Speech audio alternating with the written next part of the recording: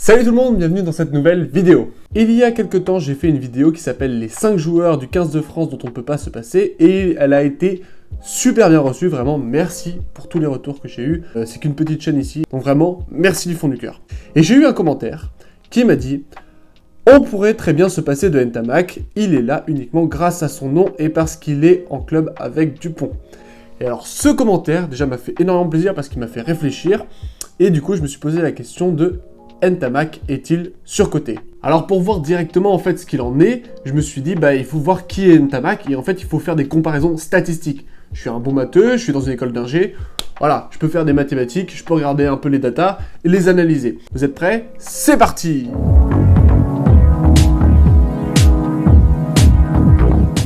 Tout d'abord, Ntamak est un joueur du Stade Toulousain, il n'a que 23 ans, il a actuellement 33 sélections en équipe de France, il joue au Stade Toulousain depuis toujours, il est né à Toulouse, bref, produit 100% toulousain. Le fait qu'il soit à Toulouse est un avantage considérable pour Ntamak puisqu'il joue avec Antoine Dupont et ça c'est indéniable.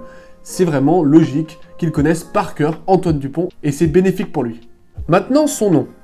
Ntamak, comme je vous l'ai dit, est un nom qui est connu dans le rugby. Il ne passe pas inaperçu puisque son père a été un très grand joueur du 15 de France, jouant notamment à l'arrière. Mais voilà, en fait, je pense en effet que Romain Ntamak a bénéficié du nom de son paternel, pouvant lui offrir ainsi les portes des entraînements plus facilement et aussi bénéficier en fait de toute l'expérience de son père et c'est tout à fait naturel. Cependant, ce n'est pas uniquement parce que vous portez un certain nom que vous allez forcément atteindre les hauts niveaux.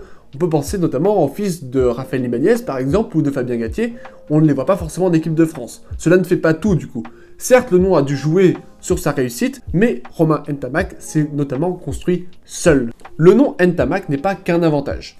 Et puis, on peut dire que dans le rugby, porter un nom, ce n'est pas comme en Formule 1, on peut dire qu'on est un fils à papa, c'est quand même assez compliqué de porter certains noms. Le fait de porter un nom d'un joueur qui va être connu va influencer une pression supplémentaire parce qu'on va attendre énormément de ce joueur, alors qu'en fait, il doit justement nous prouver que il peut y arriver tout seul. Il doit se créer son propre nom, même s'il s'agit du même. Ntamak s'est construit à Toulouse.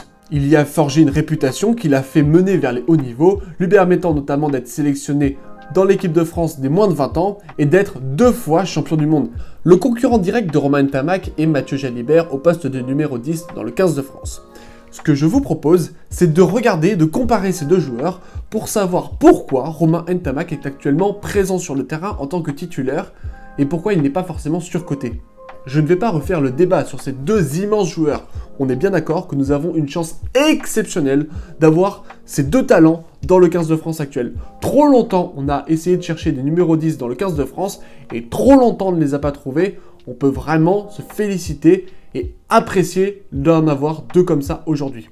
Malheureusement, je n'ai pas comparé Ntamak avec Antoine Estoy ou Mathieu Jalibert avec Antoine Estoy puisque je n'ai pas de données sur ce joueur-là. J'aimerais bien en avoir, si vous en avez, si vous avez des conseils à me donner pour trouver justement des datas et les exploiter, n'hésitez pas à me le dire en commentaire. Ma méthode a été très simple.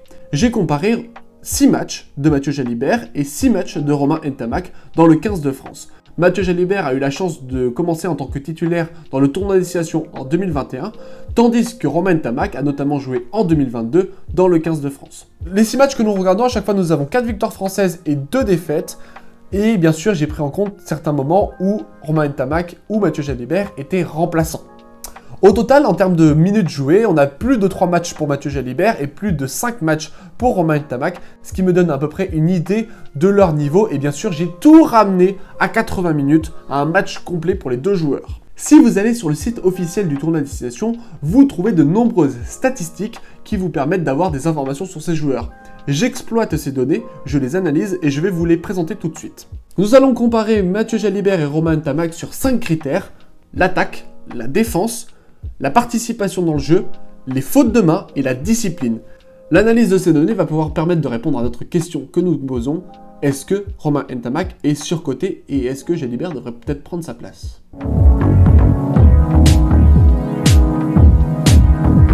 Sur l'attaque, Mathieu Jalibert est meilleur que Romain Ntamak.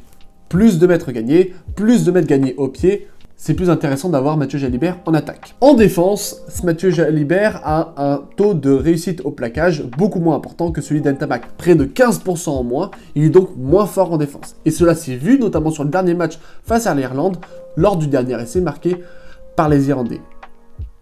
ça fait un peu mal. Après, ça reste un joueur exceptionnel, attention, hein, calmons-nous. Je suis pas non plus en train de dire que je plaque mieux que lui. Au contraire, il fait son métier parfaitement bien. Je regarde juste statistiquement ce qu'il se passe. Pour évaluer la participation des deux joueurs dans le jeu français, j'ai regardé le nombre de passes qu'ils ont effectuées. Et je les ai comparés au nombre de passes qui a bien sûr été effectué dans le match. Et quand on regarde ces statistiques, on remarque que Romain Ntamak est bien plus présent dans le jeu que Mathieu Jalibert. Alors il faut bien comprendre que je n'ai pas d'autres analyses pour le moment, je n'ai pas comparé avec d'autres joueurs. Et il faut bien comprendre qu'il ne faut pas être trop présent dans le jeu, sinon on est dépendant de ce joueur. Et il ne faut pas non plus être absent du jeu, sinon on ne sert à rien. Mais de mon avis, je pense qu'il est préférable d'avoir un numéro 10 qui soit présent dans le jeu pour faire circuler le ballon, plutôt qu'il soit moins présent.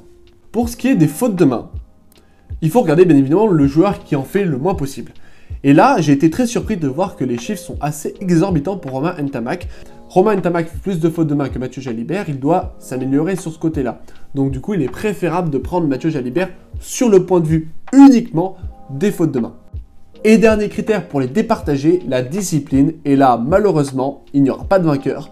Ces joueurs, Mathieu Jalibert et Romain Ntamak, sont exemplaires au possible. 0 pénalité de siffler contre eux lors des 6 matchs que j'ai regardés. 0 carton jaune, 0 carton rouge. C'est très agréable d'avoir des joueurs qui font très peu de fautes. Merveilleux, c'est parfait. Continuez comme ça les gars, vous êtes super forts. Si on fait un petit bilan de ce qui s'est passé, on remarque que Romain Ntamak et Mathieu Jalibert sont déjà très exemplaires. Par contre, Romain Ntamak est bien plus présent dans le jeu et il va être meilleur en défense. Par contre, Mathieu Jalibert va être meilleur en attaque et va faire beaucoup moins de fautes de main que Romain Ntamak. Maintenant que nous avons nos deux candidats, nous devons les choisir par rapport au 15 de France. Et là, il faut prendre en compte la stratégie de l'équipe. Vous n'êtes pas sans savoir que Fabien Galtier a décidé d'une stratégie de dépossession du 15 de France, c'est-à-dire on prend moins le ballon et on va énormément plaquer. Et dans cette logique-là, Romain Ntamak correspond davantage à la stratégie pour commencer sur le terrain en tant que titulaire. Néanmoins, il est important de voir que Mathieu Jalibert a une pièce toute particulière dans l'échiquier. En effet, on peut facilement le faire rentrer à la 50e, à la 60e minute, quand les joueurs sont plus fatigués, et donc Mathieu Jalibert va avoir plus tendance à passer les lignes et à casser ses plaquages et être plus fort sur l'attaque. En fait, Mathieu Jalibert correspond parfaitement à la stratégie du 15 de France pour rentrer en tant que finisseur. Voilà, c'est tout pour cette vidéo, j'espère qu'elle vous aura plu. Si c'est le cas, n'hésitez pas à me le dire et à me le faire savoir en commentaire. N'hésitez pas à me donner aussi des statistiques que vous pourriez avoir sur Romain Ntamak et Mathieu Jalibert afin d'affiner toujours plus cette analyse. Voilà, sur ce, je vous laisse, portez-vous bien et n'oubliez pas, allez les Bleus!